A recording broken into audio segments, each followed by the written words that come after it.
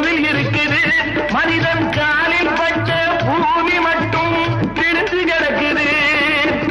பிரித்து வைத்து பார்ப்பதெல்லாம் மனித இதயமே, பிரித்து வைத்து பார்ப்பதெல்லாம் மனித இதயமே. உலகில் பிரிவு மாறி ஒருமை வந்தால் அமைதி நிலவுமே, அமைதி நிலவுமே. நீங்க நல்லா